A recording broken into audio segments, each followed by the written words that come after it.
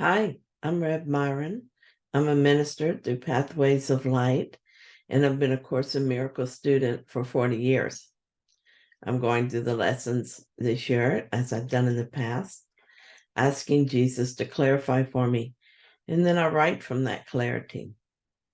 And that's what I'm sharing with you today. So let's get started. We're looking at lesson 305. There is a peace that Christ bestows on us. Who uses But Christ's vision finds a peace so deep and quiet, undisturbable and wholly changeless that the world contains no counterpart. Comparisons are still before this peace, and all the world departs in silence as his peace envelops it and gently carries it to truth, no more to be the home of fear. For love has come and healed the world by giving it Christ's peace. Father, the peace of Christ is given us because it is your will that we be saved. Help us today but to accept your gift and judge it not, for it has come to us to save us from our judgment on ourselves. This description of peace is a reason my only goal is the peace of God. When in 2019 I experienced a significant shift, I felt this peace as is described here. It was joyful, and for a few months I went around in a state of astonished bliss. Eventually, I began to notice ego thinking intruding on this perfect peace.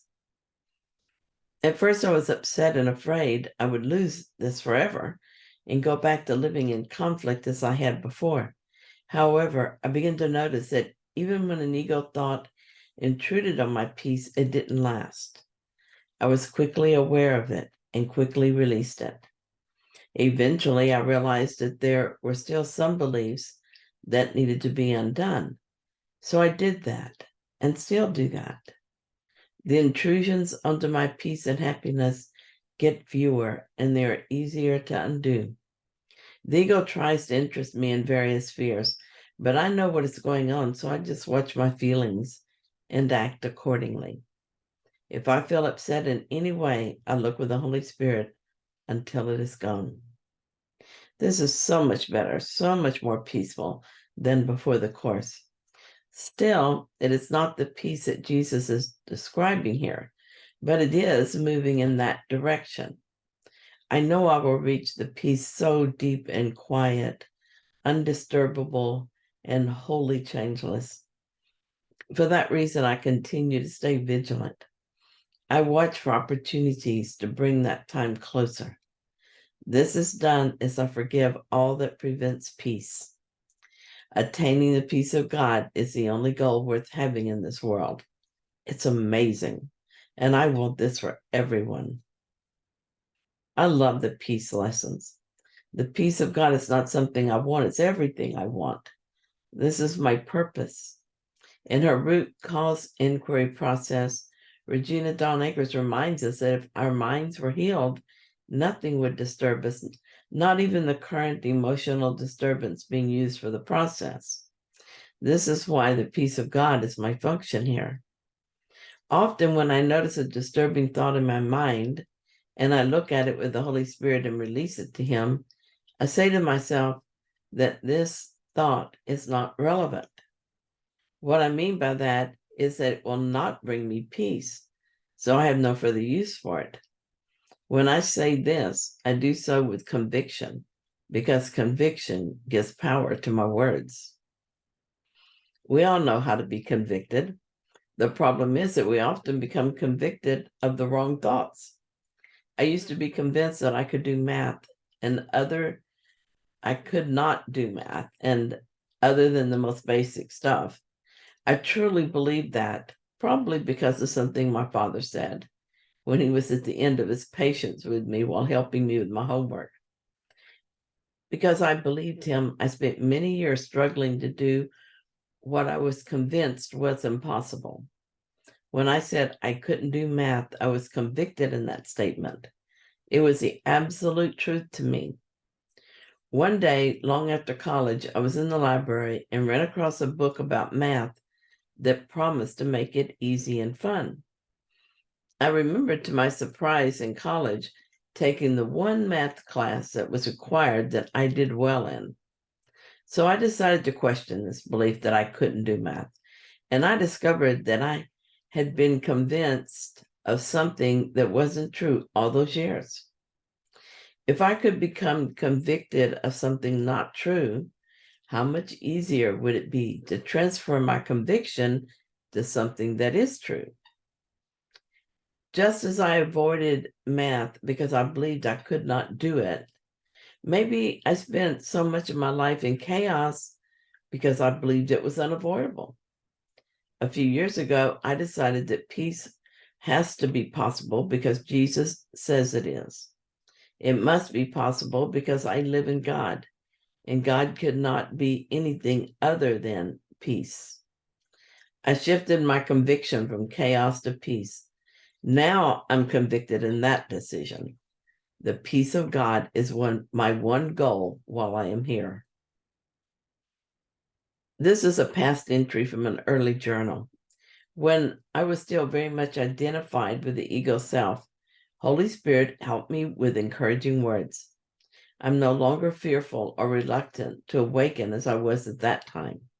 Now I'm looking forward to undoing the last bits of the self so I can finally pop out of this illusion. But I found so much comfort in his message, and I still feel the love of his words. So I continue to share this message.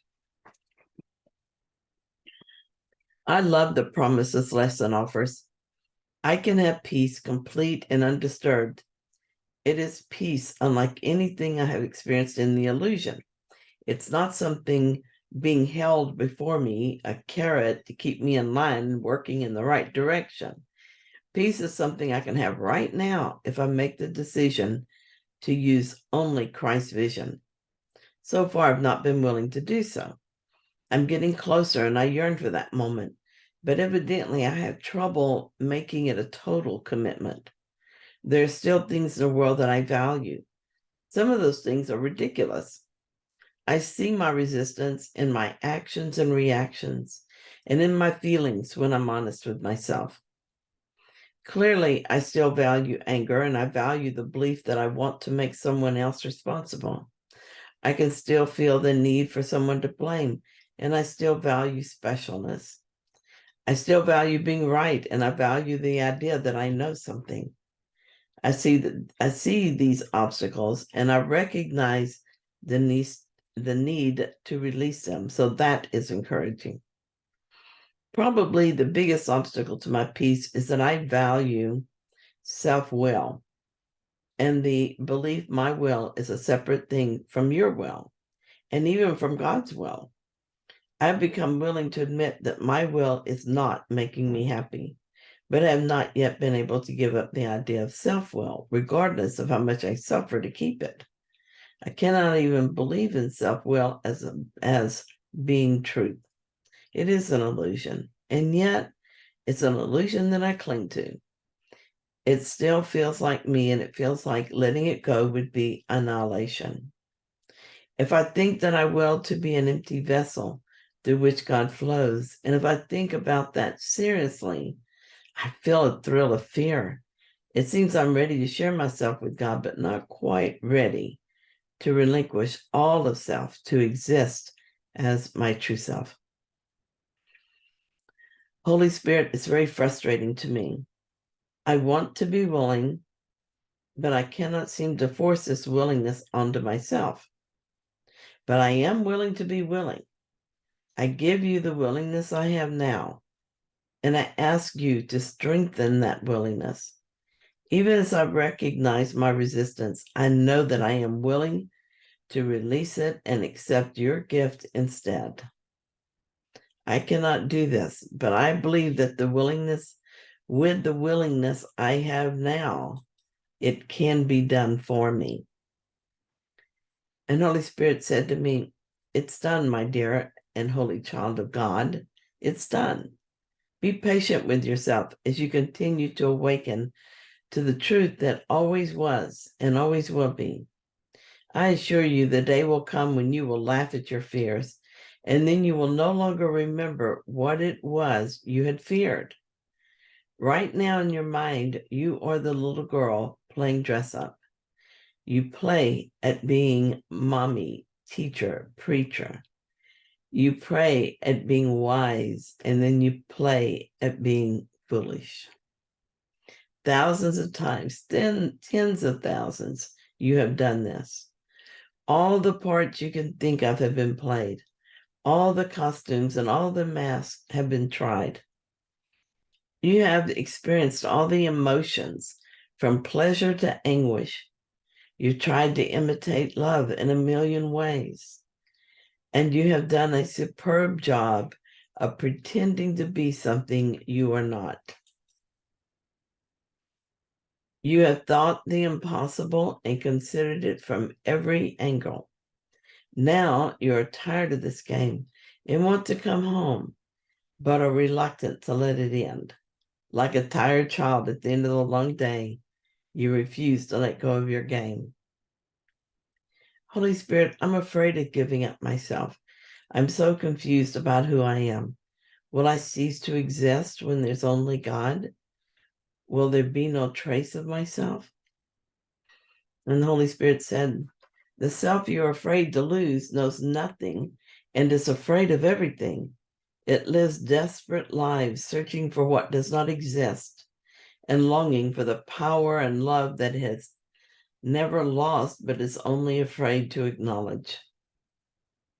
This sad parody of yourself is not worthy of you.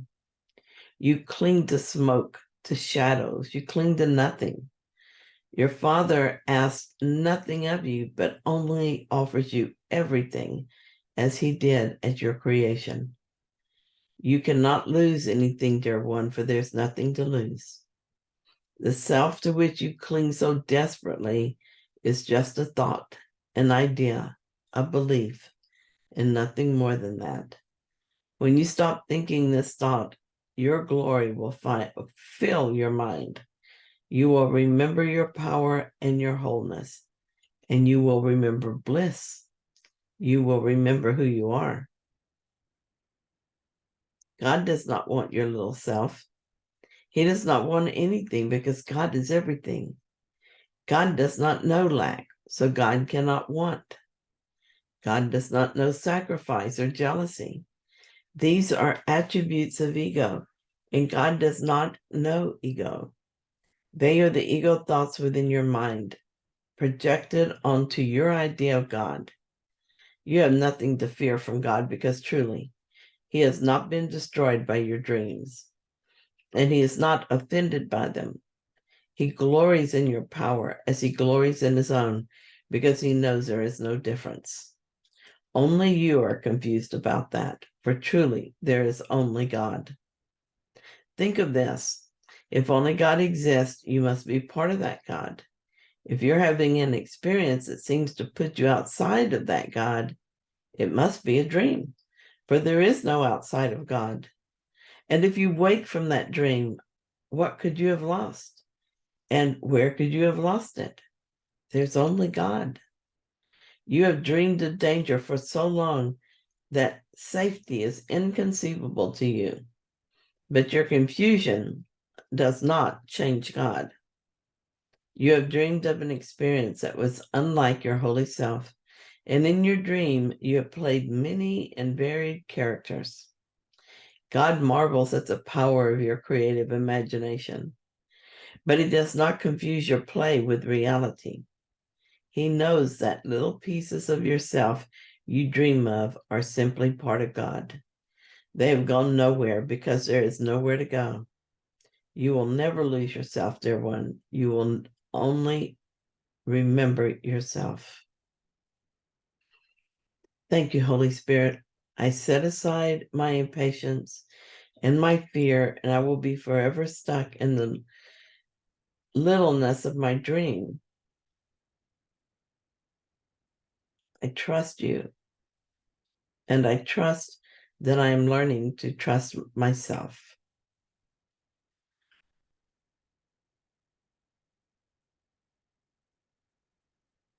So thank you so much for joining me in this lesson. If you found it helpful, then please like it. And if you haven't yet, please subscribe. And I'll be back tomorrow with another lesson.